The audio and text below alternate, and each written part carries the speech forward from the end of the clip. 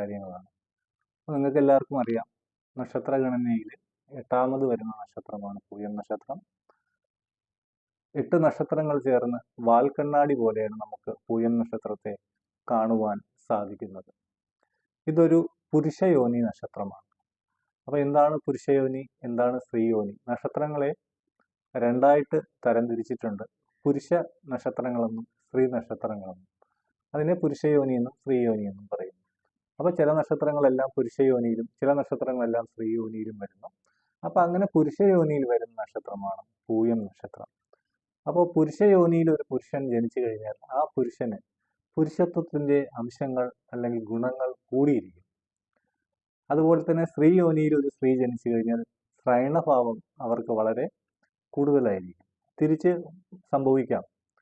അപ്പോൾ ഒരു പുരുഷ യോനിയിലെ സ്ത്രീ ജനിച്ചു കഴിഞ്ഞാൽ ഒരു ആ സ്ത്രീക്ക് ഒരു പുരുഷത്വം അല്ലെങ്കിൽ പുരുഷന്മാരെ പോലെ പല കാര്യങ്ങളിലും മുന്നിൽ നിന്ന് പ്രവർത്തിക്കുവാനുള്ള ഒരു ഊർജം അവർക്ക് സ്വാഭാവികമായിട്ട് കണ്ടുവരുന്നുണ്ട്. ചിലവർ നമ്മളെ കാണാറുണ്ടല്ലോ, ആണുങ്ങളെക്കാളും സാമർഥ്യമായിട്ട് ചില സ്ത്രീകൾ പെരുമാറുന്നത്. അപ്പോൾ അവരെ നക്ഷത്രം പുരുഷയോനി നക്ഷത്രം ആണ്, നമുക്ക് നക്ഷത്രം ചോദിച്ചാൽ മനസ്സിലാവും.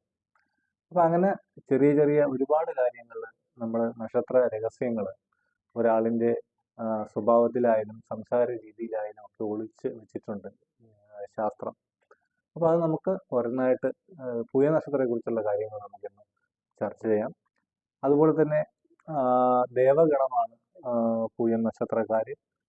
നക്ഷത്ര വൃക്ഷം എന്ന് പറയുന്നത് അരയാലാണ്, മൃഗം ആടാണ്. ഇതൊരു പാദദോഷമുള്ള നക്ഷത്രമെന്ന് പലപ്പോഴും പലരും പറഞ്ഞു കേട്ടിട്ടുണ്ട്.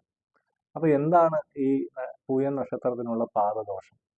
നമുക്ക് എല്ലാവർക്കും അറിയാം, ഓരോ നക്ഷത്രവും 4 പാദങ്ങൾ ആ നക്ഷത്രത്തിനുണ്ടാവും. നമ്മുടെ ജനന സമയം അനുസരിച്ച് ഇതിൽ ഏത് പാദമാണെന്ന് നമുക്ക് ആ സമയം വെച്ചിട്ട് ഗണിച്ചെടുക്കാൻ പറ്റുന്ന ഒരു വിഷയമാണ്. അപ്പോൾ ഓരോ പാദത്തിലും, പൂയം നക്ഷത്രത്തിന്റെ ഓരോ പാദത്തിലും ജനിച്ചാലും ഓരോ തരം ദോഷങ്ങളാണ് സംഭവിക്കുന്നത്. അപ്പൊ അത് ഏതൊക്കെയാണെന്ന് നമുക്ക് ആദ്യം നോക്കാം. പൂയം നക്ഷത്രത്തിന്റെ 1ാം പാദത്തിൽ ജനിച്ചു കഴിഞ്ഞാൽ അതിനെ താൻകാൽ എന്ന് പറയും. താൻകാൽ എന്ന് പറയുമ്പോൾ അത് തനിക്ക് തന്നെയാണ് ആ പാദം കൊണ്ടുള്ള ദോഷം വരുന്നത്. അതായത് ജനിക്കുന്ന കുഞ്ഞിന് 1ാം പാദത്തിൽ ജനിച്ചു കഴിഞ്ഞാൽ ജനിക്കുന്ന കുഞ്ഞിന് തന്നെയാണ് ഈ പറഞ്ഞ പോലെ ദോഷം വരുന്നത്. 2ാം പാദത്തിലാണ് ജനിക്കുന്നെങ്കിൽ മാതൃകാലി അല്ലെങ്കിൽ മാതാവിന് ദോഷം വരുന്ന പാദമാണ് 2ാം പാദം. 3ാം പാദമാണെങ്കിൽ പിതാവിനാണ് ദോഷത്തെ സൂചിപ്പിക്കുന്നത്. 4ാം പാദത്തിലാണ് ജനിക്കുന്നെങ്കിൽ അമ്മാവന് വളരെ ദോഷം വരുമെന്ന് ശാസ്ത്രം പറയുന്നു. അപ്പൊ ഇത് എന്ത് ദോഷമാണ്, ഇത് എന്താണ് ഇവിടെ സംഭവിക്കുന്നത് എന്നുള്ളതിനെ കുറിച്ച് നമുക്ക് ഒന്നും കൂടെ വിശദമായിട്ട് നോക്കേണ്ട കാര്യമാണ്.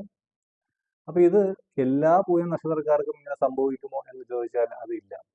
അതിന് പ്രത്യേക യോഗങ്ങൾ കൂടെ ഒത്തു വന്നാൽ മാത്രമേ ഈ ദോഷങ്ങൾ അനുഭവത്തിൽ വരത്തുള്ളൂ.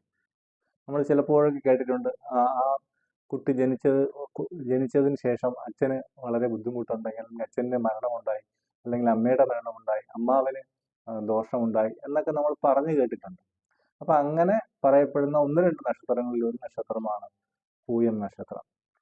അപ്പോൾ ഇത് എന്തൊക്കെ യോഗങ്ങൾ ഒത്തു വന്നാലാണ് ഇങ്ങനെ ഒരു ദോഷം സംഭവിക്കുന്നത് എന്നുള്ളത് നമുക്ക് നോക്കാം. ആദ്യമായിട്ട് ഇതൊരു ബുധനാഴ്ച ജനിക്കുന്ന കുട്ടിയായിരിക്കണം. അപ്പൊ ബുധനാഴ്ച ജനിക്കുന്ന കുട്ടിയിൽ പ്രതിപാദം എന്ന് പറയുന്ന നിത്യയോഗവും ഒത്തുവരണം. അത് മാത്രം പോരാ, കർക്കിടക ലഗ്നമായിരിക്കണം ജനനസമയം.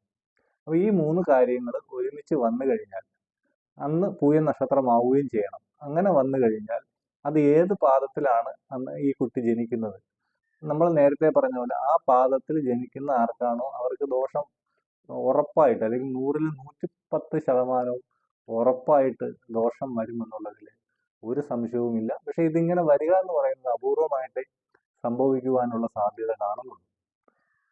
ഇപ്പോൾ നമുക്ക് മോഡേൺ രീതിയിലൊക്കെ സിസേറിയൻ പോലുള്ള വിഷയങ്ങളൊക്കെ പിന്നെ നോക്കി ചെയ്യുന്ന ഒരു കാലഘട്ടം കൂടെ ആയതുകൊണ്ട് പൂയം നക്ഷത്രം വരികയാണെങ്കിൽ ഒരിക്കലും ബുധനാഴ്ചയും പൂയം നക്ഷത്രവും പ്രതിപാദവും പിന്നെ അത് കർക്കിടക ലഗ്നവും കൂടെ വരുന്ന ഒരു സമയം ഒരു ജ്യോതിഷികളും നിർദ്ദേശിക്കാൻ പാടില്ല. നമ്മൾ ഈ വീഡിയോ കാണുന്നവരെങ്കിലും ഈ പറഞ്ഞ പോലെ ഈ ഒരു കാര്യം ഓർത്തു വെച്ചിരുന്നു കഴിഞ്ഞാൽ ഒരു വലിയ അപകടത്തിൽ നിന്ന് നമുക്ക്